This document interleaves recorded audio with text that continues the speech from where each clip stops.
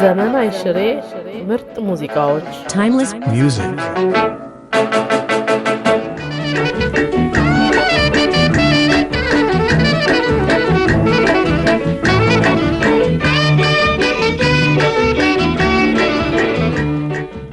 ብዙ ትዝ የሚለኝ ነገር አለ። መጀመሪያ ሰርጉ ያለ ቁርስ ያለ ግብዣ ያለ ሚዜ ነው የተፈጸመው። ለምን ያለ ሚዜ ያለ ቁርስ ሆነ ለሚል በዚያን ጊዜ የነበረውን አካባቢና የራሴን ግል ህይወቴን ታሪክ ይመለከታል። ብዙ ጊዜ ሰዎች በዚያ ዘመን እኔ ከማናንሽ እያሉ ከልክ ያለፈ ድግስ ይደግሱ ነበር። በ1956 ነው ከ1956 በፊትም በኋላም እስከ ለውጡ ድረስ ማንም ሰው በህሊናዬ እኔም ሰው ነኝ ያም ሰው ነው በሚል የሥርዓቱን ስሜት አንዱን ሀብታም አንዱን ደሃ አድርጎ የሚጠብቀውን ጊዜ አቋምና አቋም ሳይመለከት ነገሌ ከተማሪ ቤት አብረው የነበሩ የራስ ገሌ ልጅ የደጃች ገሌ ልጅ የሚኒስትሩ ልጅ እነሱም በዚህ አይነት አግብተዋል በዚህ አይነት ላግባ እያሉ ብዙ ሰዎች በደሃ እየተዘፈቁ በኋላ ደግሞ ከሰርጋቸው በኋላ ብዙ ችግር ያጋጥማቸው ስለነበር እነን በዚያን ዘመን ከዩኒቨርሲቲው በትርፍ ጊዜ ደግሞ ናዝሬትና ዮሴፍ አስተምር ነበር። በኋላም እንግሊዝ ትምህርት ቤት አስተምር ነበር።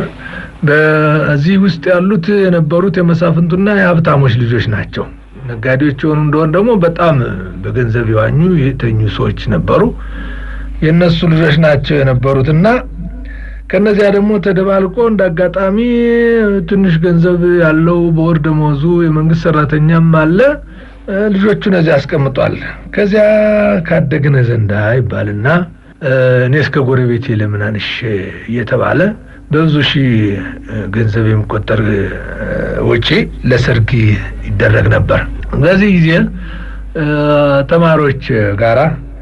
መግባባት በጣም ጥብቅ መግባባት ነበረ። እኔ አብዛኛውን የተማሩት በቀድሞ ትምህርት ቤት ስለነበረ ተማሪን እንደ ልጄ ነው እንጂ ማየው ዛሬ ተማሪና መምህር እንደሚታዩት አይነት አልነበረም።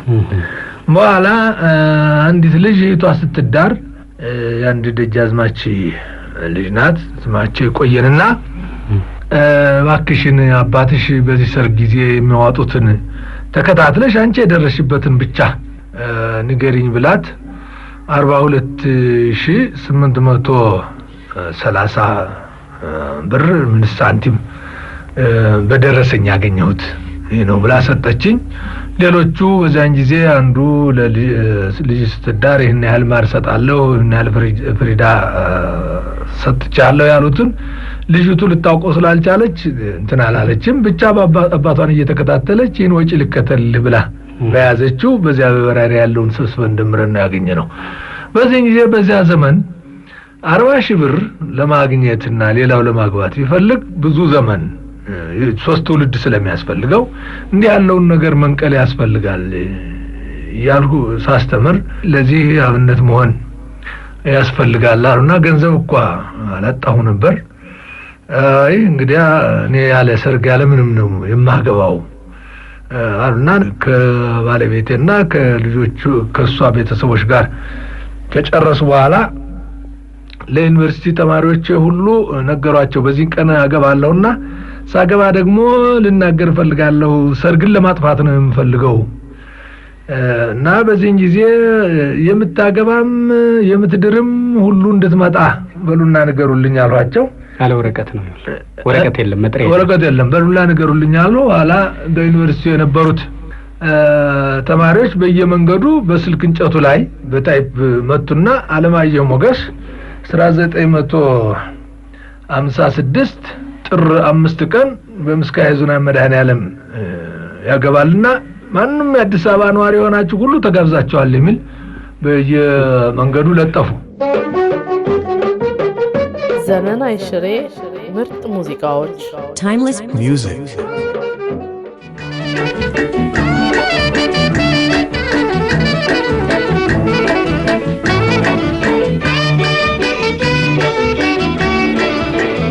እኔ ደግሞ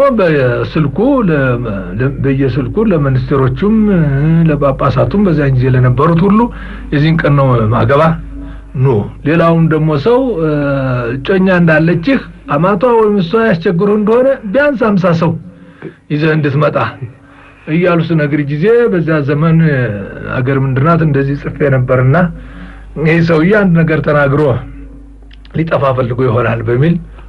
ብዙ ጥርጣሬም ነበረ የሆነው ነው ብዙዎቹ ለማያትም ለመስማትም እውነት ጋብቻ አልመሰላቸው ነበር መጡ ህዝቡ በዛን ጊዜ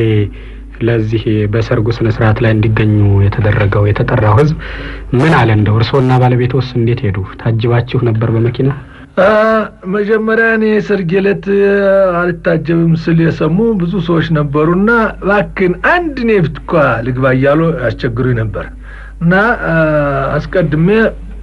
ቁም ነገረኛ ባልንጀሮችን በሰውነታቸውም በቁም ነገራቸውም ሰው የሚያከብራቸውን ሰዎች መረጡና እኔ መኪናዬን አግዬ አራተኛ ማርሽ ገባ ድረስ ሰው እንዳይከተለኝ ጠብቁኝ ብያዘጋጀው አሁንም አሉ ሰዎች እነዚያን አራት ሰዎች አዘጋጀውና በኋላ ምንድነው የሆነው እንደወጣው ባለቤቴ እኮ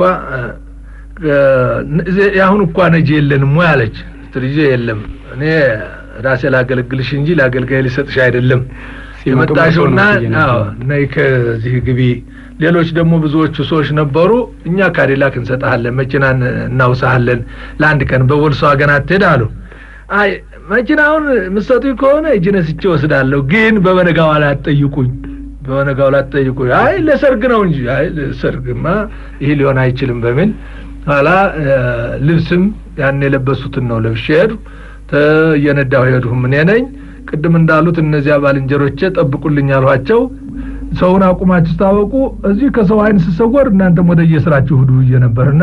ሰውንም እያንዳንዱ እየጨበጡ በዚህ አይነት ትድር አለ ሆይ አው ሄደህ ቶሎ ብለህ ቁርስን በልተህ ወደ ስራ ክድ እያሉ ያሰራበቱት በዚህ አይነት ሄደ መጀመሪያ ሲሄድ ኩሌታውም የተቆጣ ነበር ያቆረፈው ነበር እኔ እንኳን የሚሉ ሰዎች ነበሩ ግን እኔ ወዲያው ባለቤቴን ወሰዱና ቤት አድርሼ ቁርሴን በላው እኛ ለቁርስም ደግሞ ያለት በዚህ አይነት ነው የሚያኖረኝ የሚል ልምድ ያድርባታል በየኔ እንቁላል ብቻ ነው የዘወትር ቁርስ ያዘጋጀ የነበረው ግን ሌላ ሰው ከቤት ዶሮ አምጥቶ አቆየነ በሰለ ዶሮ ያችን በላና እኔ ወደ ስራ ሄድ ተማሪ ይወጣል እኔ በማስተምርበት እንዴት ተዳላችሁ ልጅ አገባህ ተብሎ ያገባህ አይሰራም ወይ በሉ ተመለሱ ብለን እዚያ አስተምሯል ማታ ኑራችን ቀጠለ በስራ ቀን ነበር ማለት ነው ማክሰኞ ቀን ነበር ለምን መረጡት ይሄን እሱማ የሆነው እሁድ የሆነ እንደሆነ ጥር ስለሆነ ዘመኑ ብዙ ባለሚዜ ይመጣና ይገፋኛል እኔን የሚያዳምጠኝ የለም ስለዚህ ቤተክርስቲያኑን በቀጥታ እኔ ለማዘዝና ያፈለጉትን ለማድረግ እንዲመቸኝ ነው በስራ ቀን የሆነው እዚህ በላይ ደግሞ እሁድ የሆነ እንደሆነ እለቱን አግብቼ እለቱን ስራ ለመሄድ አልችልም ስሩ ለማለት ስለፈለኩ ስራ ቀን መሆን ነበረበት